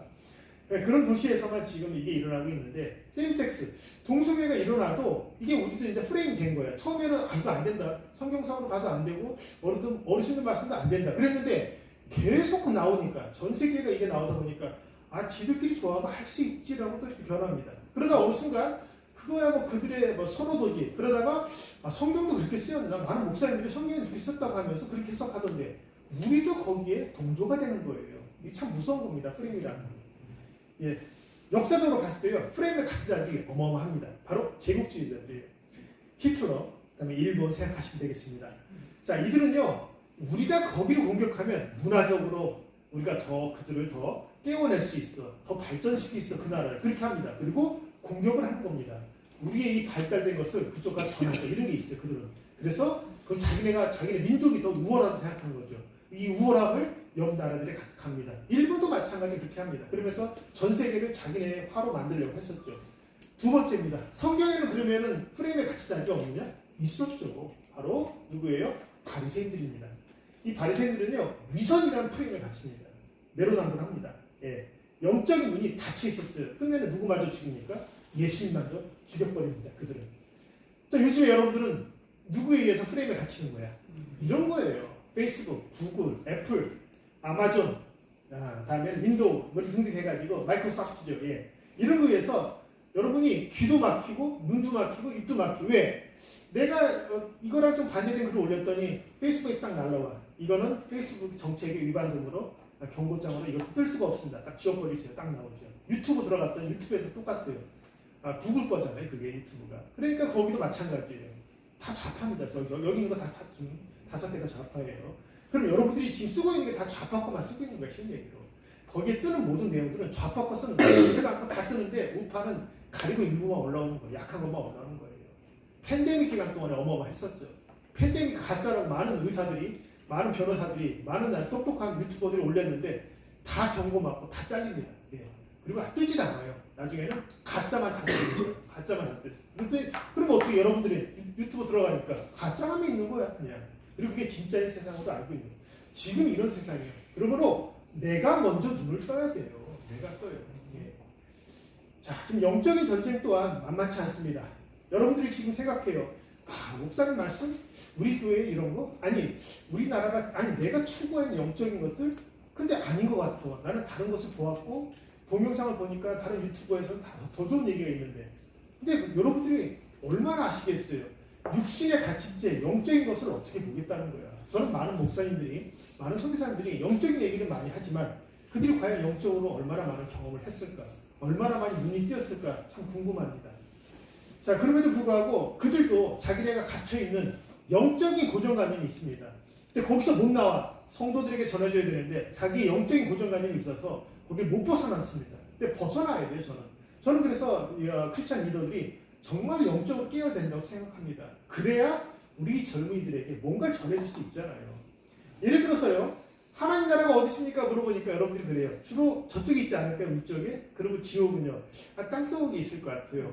자, 이것은 정답이 아니잖아요. 하나님 나라는 공간적인 개념이 아니에요.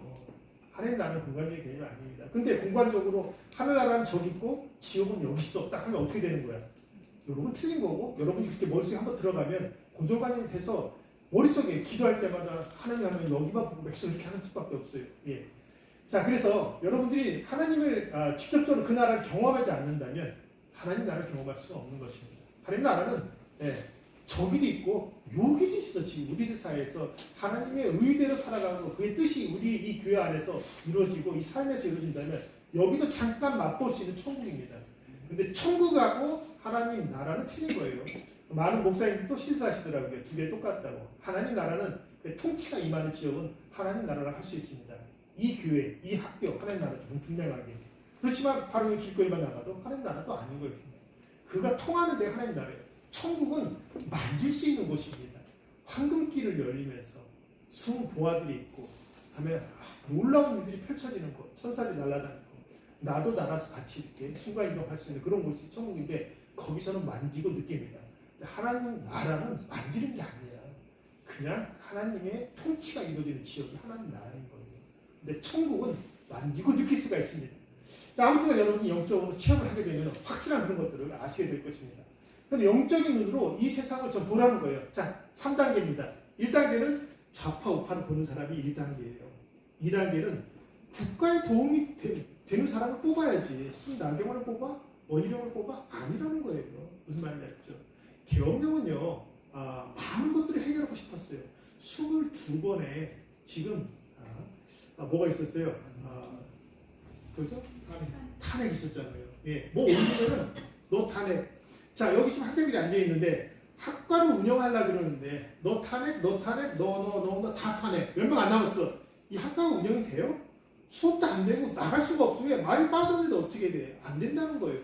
이게 지금 민주당이 하고 있는 거잖아요. 왜? 이재명 살리려고. 네, 그렇잖아. 이재명이 그냥 나라고 떨어지니까. 왜? 헌법이 9명인데 9명이 뽑혀서 거기서 이렇게 재판을 해야 윤석열이 떨어지건 아니면 지금 방통이건 검사장이건 누가 다들 탄핵을 22명이 탄핵을 당하는데 안 되는 것이 이게 지금. 네. 왜 안 되냐면은 자기네가 지금 6명밖에 없는 거야. 할 수가 없어. 근데 7명 딱 만들어 놓으면은 6명 찬성으로 가능하거든요. 그럼 이 한 명 더 뽑아야 되는데 한 명 더 뽑으면 어떻게 돼? 그러면 모든 게 다 운영이 됩니다. 그러면서 탄핵이 5개월, 6개월 걸리거든요. 그럼 5, 6개월 동안에 검사장 다음에는 방통이죠. 방통위가 되면은 MBC하고 JTBC는 곧장 문을 닫을 정도입니다. 그건 거의 간첩 수준이거든요. 예, 그래서 지금 이렇게 막 더 발악하는 거지 이렇게. 근데 한 명을 더 뽑을 수도 없는 거야. 왜? 뽑았다가는 이재명이 곧바로 심판 들어가니까. 그러니까 뽑기도 그러고 안 뽑기도 그러고. 그래서 윤석열은 탄핵이 안 되는 거예요. 여기 국회에서 통과가 돼도 저쪽 가서 못해. 왜? 한 명이 부족하기 때문에. 한 명 뽑아놓으면 6개월 동안에 먼저 잡는 게 뭐냐면은 이재명 먼저 잡히지. 그러니까 끝난 거예요. 게임은 끝났습니다. 실은요. 그리고 선거는 트럼프가 시킨 거죠. 실은요. 트럼프가 왜 조용히 가만히 있어 다 알면서. 당연한 거지. 한국 혼자 못해요. 제가 아까 말씀드렸죠. 용산 대통령실 바로 옆이 바로 옆방이에요. 옆 건물이 미군이 있습니다. 원래 계약이 그래요. 네, 그래서 용산공원을 지을 때 미군 사무실 하나는 남겨둔 나라가 있었습니다. 중요하니까. 그리고 너희들이 일로 옮기라 그랬죠. 자, 이런 나라인데 이런 나라가 한국이 무슨 힘이 있어? 한국 힘 하나도 없어요. 한국은 마음대로 군사를 움직였다가는 협정을 깨는 거예요. 미국하고 한국하고 군사협정에서 미국에 보고를 하고 미국이 이렇게 예스라고 할 때는 움직인다. 그럼 계엄령이 딱 그러니까 많은 팁에서 그랬죠. 미국인들도 몰라. 말도 안 돼. 다 허락받고 하는 겁니다. 그리고 간단하게 2시간 반 만에 180분 계엄이 어디 있어 이 세상에. 그리고 끝났어. 그들이 말하는 것은 여러 가지 있었겠지만은 하나만 우선 가져오면 돼요. 부정선거. 이번 트럼프가 이겼듯이 한국도 똑같이 진행이 되는 것입니다. 자, 그렇게 됐는데요. 아무튼 그것은 제가 그래서 1단계는 좌우로 나눈 사람들, 2단계는 국익에 도움된다면 나는 미국 위해서 일하는 국회의원을 찍는 게 좋아요. 세 번째라면은 그가 하나님 앞에서 올바른 자라면 이 세 번째입니다. 저는 여러분들이요 3단계까지 가길 원합니다. 이 세상을 바라보고서 그럼 우리나라를 위해서 누가 열심히 뛰는 국회의원인가? 이 동네, 이 지역을 위해서 누가 열심히 뛰냐? 그 사람을 뽑아야지. 왜 좌우를 뽑아? 그건 아닙니다. 그리고 하나 더 뽑겠다면 그가 정말 하나님 앞에서 올바르게 된다면 그럴 것 같다면 그를 만나보니까 그가 크리스찬이라고 그러고 그런 것 같아. 근데 아닌 사람도 있으니까 잘 구별하셔야 됩니다. 이 영적인 분별력이 뛰어난 시대가 지금 그걸 요구하는 시대죠. 자, 그래서 이렇게 진행됩니다. 그래서 거기에 갇히게 되면은 여러분들은 헤쳐나올 수가 없어요. 실제적인 삶에서도 그렇고 영적으로도 여러분 나올 수가 없습니다. 그래서 성경에서 아주 유명한 장면이 나오죠. 보트 밖을 나와라. 주님이 다 그럽니다. 여러분 읽어야 돼요. 이게 무슨 얘기냐? 너가 갇혀있는 이렇게 파도치는 물 위는 걸을 수 없다는 너의 프레임을 깨고 나오라 이거예요. 그랬더니 성격이 급한 베드로가 탁 튀어나왔죠. 처음에는 그의 열정으로 걸어오지만 금세 두려움과 약간 의심이 생기죠. 저 진짜 건네 하다가 그러다가 툭 빠지게 됩니다. 근데 이건 너무 당연한 거고. 자, 이렇게 우리가 안전하다고 생각하는 그 틀 안에만 있으면 여러분들이 이 세상을 바꿀 수도 없고 여러분조차도 변화될 수 없고 여러분 인생도 그냥 이러다 끝나는 거예요. 내가 왜 나들임에 왔으면 온 이유가 정확해야 돼요. 그리고 목표를 세워야 되고 비전을 가져야 되고 그리고 이 정도에서 멈출 것인가? 내가 여기서 얻을 건 뭐가 있는가? 얻지 못한다면 과감하게 다른 곳으로 옮기셔야 돼요. 하지만 얻을 게 있다면 추천도 해야 될 겁니다. 정말 여기 탁월하다. 그 굉장한 장소라고 해야 될 것입니다. 그리고 과감하게 그 길로 왔으면 예수님께서 부른 것과 마찬가지로 발을 떼라 하면 여러분들이 발을 뗄 줄 아는 그런 능력 또한 갖추셔야 됩니다. 근데 이 모든 것들을 누가 풀 수 있어요? 저는요. 여러분이 풀 수 있어요. 단지 여러분 안에 있는 패러다임만 바꾼다면 지금까지 바라봤던 것에서 좀 더 다르게 바라보시기 바랍니다. 지금 제가 보여주었던 과학기술의 발달, 이 과학기술의 발달에서 앞으로 세상이 어떻게 변할 것인지 나와 있죠. 정치적으로 여러분들이 지금 해석을 해야 됩니다. 흐름을 알아야 돼요. 순간순간 국면에 안 되고 전체적인 그림을 그려봐야 됩니다. 그리고 그 그림 속에서 여러분들이 어느 쪽으로 바라보는 게 더 나은 것인지 한번 봐야 됩니다. 그렇다면은 내 안에 뭔가 있었던 게 있죠. 목사님 앞에서 아무리 우파라고 해도 나는 좌파 같은데 근데 목사님과 따라가야지 이런 분들 계실지 몰라요. 그런데요. 그런 분들 계속 다 생각해보세요. 그럼 패러다임이 잘못된 것인가? 한번 바꿔볼 생각을 하셔야 돼요. 바꿔보고 그게 맞다면 제가 방금 말씀드린 것처럼 좌우로 바라보면 바보입니다. 국익이 되는 일을 하는가 안 하는가. 중국은 우리나라 거 다 빼가고 우리나라 다 망치려고 공산화시키는 게 그들의 목적이에요. 예. 중국은요. 우리나라는 못 시키고 있어 아직까지 많이. 근데 오른쪽 생각해보세요. 홍콩, 마카오 완전 중국이죠. 거기 지금 완전히. 그리고 그 다음에 동남아 다 중국입니다. 중국의 자본, 아프리카 다 중국이에요 지금요. 그 돈이 어마어마하게 들어갑니다. 예. 미국이 다 해변을 다 막아놨습니다. 해상을 뚫고 나오는 자가 원래 다 잡아요. 영국이 어떻게 했습니까? 영국이 미국까지 날아가서 인도까지 가서 해상을 뚫고 나가서 강대국이 됐잖아요. 그러고 나서 물론 독립들을 했지만 다른 나라들이 그 다음에 어떻게 했어요? 일본이 지금 바다에 있으니까 일본 또 나가야 돼. 어디로 나가야 돼? 걔네들은 육지로 들어와야 돼. 그래서 육지로 가는 겁니다. 일본은 그렇게 공격합니다. 그럼 중국은 어떻게 해? 내륙이잖아요. 어디든 나가야 자기네가 강대국이 되는 거야. 바깥으로 나와야 되는데 못 나갑니다. 한국이 막고 있죠. 일본 열도가 막고 있죠. 대만이 막고 있죠. 필리핀이 막고 있죠. 다 막아놨습니다. 그리고 미군이 다 설치해놨어요. 미군 기지를. 못 나오게. 그래서 걔네들은 유럽으로 이렇게 운송수송 갈 때마다 배를 타고 가는데 그 나라들에게 허락받고 옆으로만 쭉 갑니다. 나올 수가 없어요. 미국이 못 나오게. 그러면 군인들이 나와서 바깥으로 나와서 활동해야 되는데 해군들이 못 나옵니다. 왜요? 미군이 다 지켜가지고 그 선을 못 넘게 하고 있으니까. 그래서 중국이 지금 한 게 뭐예요? 비단길을 개척하고 옛날에 비단길처럼 육로로 그럼 우리가 만들겠다. 수많은 그 주변 국가들에게 돈을 퍼주고 우리가 육로 더 만들어주고 다 그렇게 했습니다. 근데 미국이 또 분탕했죠. 그 나라들을 꼬시면서 다음에 도와주지 말라. 문을 닫아버려야 되니까 육로가 지금 안 되고 있어요. 지금요. 골치 아픕니다. 예. 근데 중국이 나가는 길은 밖으로 나와야 되는데 하나 있어요. 대만만 먹으면 나올 수 있는 거예요. 그래서 대만은 그들이 원하는 겁니다. 대만에 딱 두 가지가 있죠. 해상을 뚫을 수 있는 게 가장 큰 거고 두 번째는 반도체 넘버원입니다. 지금요. 자동차, 자유주의 자동차라든지 이 수많은 그다음에 우주 항공이라든지 앞으로 그 이상의 모든 기술들은 반도체입니다. 반도체 하나에서 6기가만 된다면 전 세계 넘버원이 될 국가가 됩니다. 미국이 철저하게 막고 있어요. 미국이 원하는 게 있습니다. 미국은요, 한국이 자동차 팔아서 성공하고 핸드폰 팔아서 잘 나가는 건 미국은 건들지 않아요. 니네 알아서 하라. 삼성 알아서 하고 현대 알아서 하라 그럽니다. 니네가 그것은 쟤는 건들지 말아야 될 게 있다. 핵 건들면 안 되고요. 기름 건들면 안 되고요. 다음에 무기로 건들면 안 됩니다. 미국은 이 세 가지를 건드리면 어느 나라든지 다 무조건 다 공격해버립니다. 그런데 이재명 실수했죠. 이번에 제7광구에서 석유 수출한다니까 못하게 딱 맞습니다. 그게 미국하고 한국과 같이 하기로 한 거거든요. 일본까지 해가지고 같이 하는 건데 못하게 해가지고 삭감해버렸어요. 그러니까 미국이 화가 났습니다. 두 번째 핵도 마찬가지예요. 문재인 때 이어서 지금 이재명도 핵도 삭감해버렸어요. 영국 사람의 지금 그 핵이라는 것은 무기를 만드는 핵이 아니에요. 조그만 핵발전소 만들어서 이걸 전 세계에 지금 다 팔자고 하는 게 미국하고 한국하고 같이 하는 겁니다. 한국이 넘버원 이제 기술이에요. 예. 그렇게 했는데 핵심 기술은 미국이 있지만 만드는 건 한국이 넘버원이에요. 예. 그래서 한국과 미국이 해서 하는데 그것을 못하도록 지금 이재명이 삭감해버렸어요. 장애인들 삭감해버렸죠. 예. 청소년들 삭감해버렸죠. 돌봄지 삭감해버렸죠. 마약 한다 그래서 경찰을 더 이렇게 많이 늘리고 수사기간 늘리겠다. 그 돈 삭감해버렸어요. 초등학교까지 지금 마약이 들어왔습니다. 마약의 50%가 북한산 마약입니다. 북한에 돈을 보내야 되는데 방법이 지금 정부 들어와서 막히니까 비트코인 해야 되죠. 근데 윤통이 얼마나 똑똑해.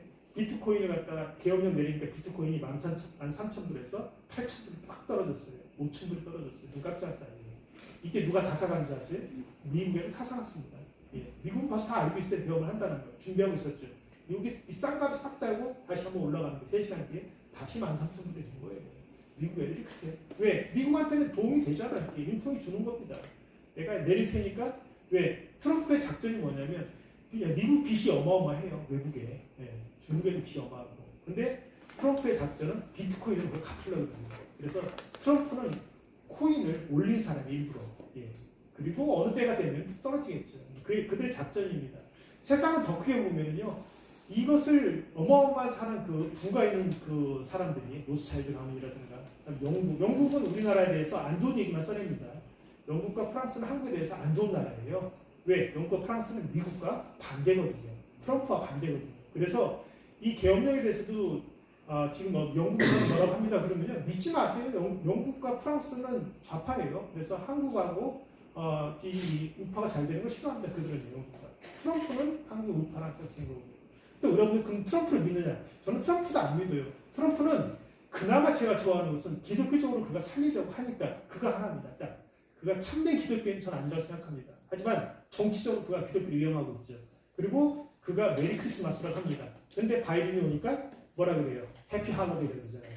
말도 안 되는 소리야. 메리 크리스마스도. 예. 근데 트럼프는 그 정도는 한다는 얘기야. 기독교인의 표를 위해서 그가 이렇게 하는 거죠. 저는 그 정도로 트럼프가 괜찮다고 생각합니다. 하지만 그도 자기네 나라의 부를 위해서, 자기의 부를 위해서 한국을 마음껏 공략하고 먹는 사람이에요. 근데 그건 어쩔 수가 없어. 막을 수가 없어. 그 강력한 파워는. 그렇다면 우리는 최대한도로 같이 무역하는 수밖에 없지. 예. 그래서 여러분들이 믿으면 안 돼. 트럼프도 믿으면 안 되고 누굴 믿어도 안 됩니다. 여러분들이 강해져야 돼요. 한국이 강해져야 됩니다. 근데 이 국제사회라는 게 조그만 딱대기가 강해진다는 것은 우리가 기술력 같은 거나 특별한 어떤 뭔가 있어야 돼. 그래야 다른 나라들이 우리나라를 쉽게 공략을 못하고 함부로 못해요. 왜? 같이 일하고 싶어 하니까. 원체 발대. 이런 게 있어야 되니까. 그래서 여러분들의 의무는 바로 그런 것입니다. 제가 여기까지만 하고 제가 여러분들하고 이 기회 나옵니다. 곧. 자, 그럼 지금 나를 어떤 프레임이 나를 장님으로 만드는가를 아셔야 되고 오늘 꼭 한번 기도하면서 찾아보시기 바랍니다. 이 사건이 있죠. 값비싼 향유입니다. 지금도 들어가는 3천만 원짜리 향유를 예수의 머리에 붓고 발에 붓는 그런 사건도 있었죠. 이거 봤을 때 제자들 놀랍니다.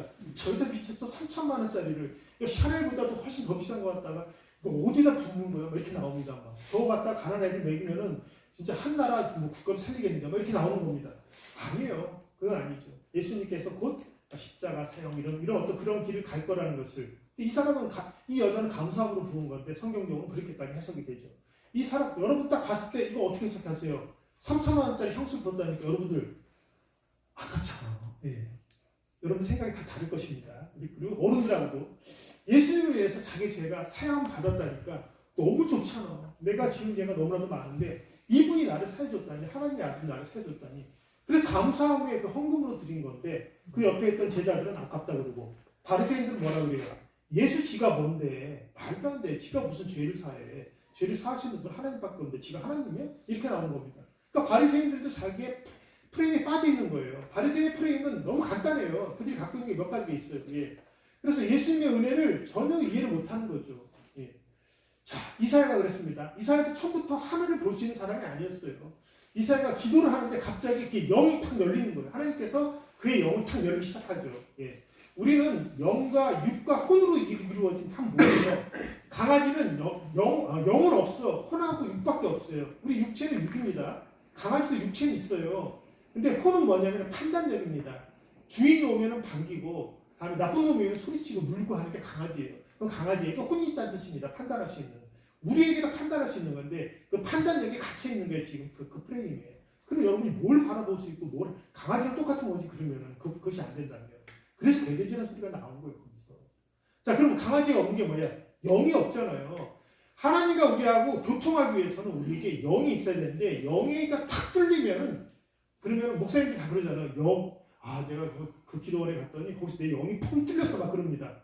하나님께서 자기 직접 내려오셔가지고 통화하고 대화한다는 겁니다. 하나의 사건을 보기도 하고 막 갑자기 열리기도 하고 막 그런 거예요.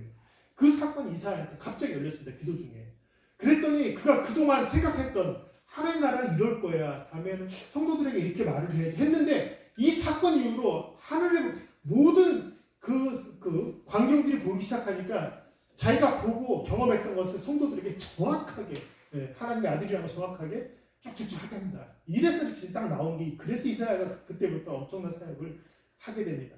자, 이렇게 제가 다 가는데 하나님은요 직접 저희들에게 사람을 뽑으세요. 하나님 뽑은 사람들은 나이든 아브라함 75세 때 뽑기도 하지만 하나님은 주로 젊은 사람을 많이 뽑아요.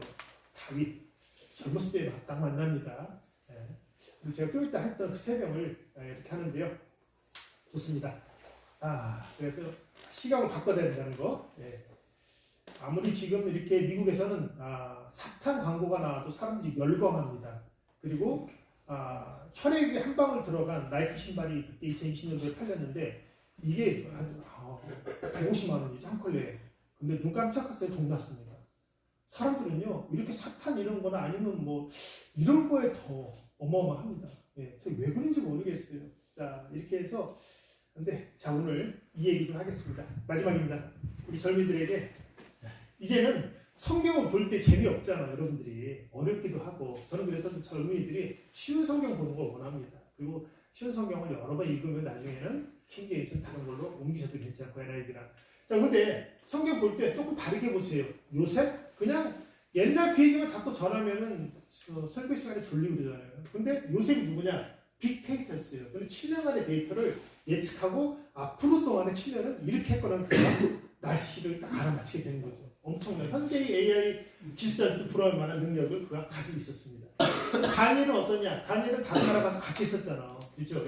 바벨론이라는 다른 나라 그 이집적인 문화 속에 있었습니다. 그렇지만은 자기의 정체성, 하나님의 그 라인이라는 정체성에 일치 아니하고 오히려 그들의 문화를 변화시키는 지금 시대에 꼭 필요한 선교사적인 그런 어떤 최고의 크로스컬처럴 선교사였죠. 다윗은 어떤 사람이에요? 다윗은 정말 뛰어납니다. 상당히 크리에이티브예요. 시편에는 그의 글들을 읽어보면 지금까지 우리의 가슴을 치고 우리에게 다음에 웃음도 주고 다음에는 눈물도 주고 또 우리를 이렇게 저렇게 바꾸게 하는 그의 글들입니다. 골리앗과 전투에서 다른 사람들은 더 큰 창을 들고 나가라고 그러지만 다윗은 그렇지 않았습니다. 하나님께서 주신 지혜를 가지고서 이걸 갖고 나가라는 데서 엉뚱을 갖고 왔죠. 상당히 크리티어하죠. 성경을 보실 때 좀 재밌게 본다면 여러분들 너무나도 많이 좋습니다. 지금요 2024년 12월입니다. 여러분들에게 명품 인생으로 살아간다는 건 참 어렵습니다. 세상이 이렇게 갑자기 이렇게 12월달에 이렇게 좀 시끄러운 일이 있었는지. 하지만 로마서 13장 12절에서 바울이 얘기합니다. 밤이 깊고 낮이 가까웠으니 어두운 일을 벗고서 빛의 갑옷을 입자. 세상이 왠지 검은 것 같고 그리고 제 얘기를 들어보니까 암울한 미래, 암울한 지구, 전 세계가 그렇게 보이긴 하지만 여러분들의 숙제입니다. 저희 선배들이 여러분들에게 주는 숙제. 저희들 열심히 힘이 닿는 데까지. 청년들입니다. 저는 청년들이 할 때 청년이라는 단어는 따로 있지만 그 청년은 힘이 있어서 하나님 나라 일을 제대로 할 수 있으면 청년을 생각합니다. 저희 청년들도 열심히 하겠지만 앞으로 이 나라를 책임질 수 있는 그리고 하나님 나라를 책임질 수 있는 우리 젊은이들은요. 여기 나온 것처럼 요셉처럼 다니엘처럼 다윗처럼 그 시대에 그들은 최고로 앞서가던 자들입니다. 여러분들이 지금 세상에서 지금 뛰고 날고 하는 사람들 그 청년들보다 저는 여러분들이 그들보다 한 발짝 더 올라가길 원합니다. 그러기 위해서는요. 패러다임을 갖추면 안 되십니다. 여러분들 패러다임을 바꿔주세요. 나는 영어도 못하는데 내가 제대로 뭘 할 수 있을까? 그 패러다임 바꾸란 얘기예요. 나는 운동을 못하는데 운동할 때마다 마이너스 나와서 성적이 거기서 깎인다. 나는 이공계통에 자신이 없는데 근데 하고 싶은 건 있다. 도전하시기 바랍니다. 여러분들 패러다임을 오늘 깨시기 바랍니다. 정치적인 패러다임 깨라는 것은 뒤에 분들에게 얘기하는 겁니다. 여러분들도 이런 것도 중요하지만 여러분들은 앞으로 국익을 위한 사람들을 꼭 바라고 하나 더 이 하나님 나라를 확장할 수 있는 그런 리더가 있다면 그들에게 투자하시기 바랍니다. 주식에다 투자하는 게 아니에요. 그들에게 투자하는 게 여러분들의 참된 투자입니다. 그러면 여러분들은 젊고 앞으로 해야 될 것은 공부를 좀 더 해야 되는데 어디에 투자하는 게 좋겠어? 여러분들은 여러분들의 학습 그리고 이 세상을 바라보는 것을 위해서 정말 좋은 책들이 많이 나왔으니까 그런 책을 읽어서 여러분들의 편견이라든가 갇혀있는 고정관념을 깨시기 바랍니다. 그리고 성공하셔야 돼요. 이대로 인생 끝나면 안 돼. 그냥 여기 나오고 나서 그냥 국내에서 대충 들어가서 이러시면 안 됩니다. 무조건 해야 나가는 얘기가 아니에요. 여러분 국내에 있던 아니면 대학을 안 가도 그만입니다. 할 수 있는 게 너무나 많이 있어요. 여러분들이 하고 싶은 걸 하고 내가 하고 싶은 게 뭔지 이따 오후 설교 합니다. 여러분의 비전과 목표에 대해 설교할 건데 그걸 가지셔야 됩니다. 그걸 안 갖고서 이 험난한 세상을 여러분이 뚫고 나갈 수 없어. 엄마 아빠가 못한 것을 여러분들은 하셔야 됩니다. 엄마 아빠가 기대한 것 그 이상으로 여러분들이 뚫고 나갈 자세가 있어야 됩니다. 그래서 성경 속의 인물을 만나면 여러분이라 생각해야 돼. 요셉을 만나면 당신이라고 생각하고 다니엘도 나였다고 생각하고 다윗도 나라고 생각하면서 내 상황 속에서 다윗이 나였다면 나는 어떻게 이 상황 속에 뚫고 나갈 것인가. 예, 여러분들이 변화되는 그런 세상이 왔으면 좋겠어요. 그래가지고요. 명품이란 인생에 이런 꽃을 피웠으면 좋겠습니다. 여러분 인생 대충 갈 거야? 네. 꽃밭을 만들어야죠. 꽃길을 걸어야 될 것 같으니까. 근데 대충 인생이 아니라 명품 인생의 꽃은 그 길을 걸으라는 것입니다. 이렇게 말씀드리고요. 잠깐 기도하고 제가 설교를 마치도록 하겠습니다. 하나님 감사합니다. 오늘 하나님께서 주신 지혜를 가지고서 이 설교 자리를 마련했습니다. 하나님 말씀보다는 어쩌면 제 생각이 더 많이 필요될 수도 있지만